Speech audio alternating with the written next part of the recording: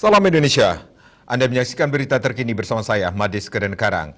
Pemirsa, Hongaria telah mengumumkan rencana untuk membuka cabang Universitas Tiongkok di Budapest.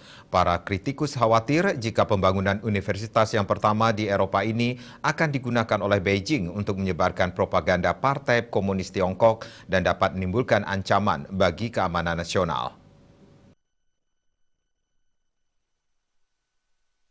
Sebuah kota yang dijuluki kota mahasiswa akan dibangun di lokasi bekas pasar grosir di luar ibu kota Budapest. Pusat kota ini adalah cabang universitas bergengsi Universitas Fudan yang berbasis di Shanghai.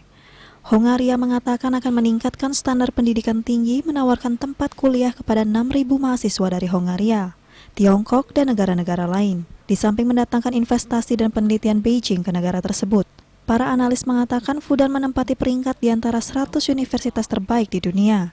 Ekspansi ke Eropa ini adalah bagian dari upaya Beijing mengontrol narasi tentang Tiongkok.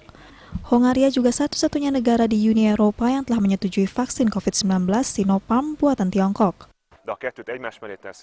Let's put the two next to each other. There was something which has offered an open education. Dalam sebuah pernyataan, Kedutaan Besar AS di Budapest menyatakan keprihatinannya atas rencana membuka cabang Fudan di Hongaria, mengingat rekam jejak Beijing yang telah terbukti menggunakan lembaga akademis untuk memajukan agenda pengaruh buruk dan mencekik kebebasan intelektual. Pembangunan cabang Universitas Fudan ini dijadwalkan selesai pada tahun 2024. Pemirsa, untuk mencegah penyebaran COVID-19, ingat pesan Ibu, selalu terapkan 3M, wajib memakai masker, mencuci tangan, menjaga jarak, serta hindari kerumunan.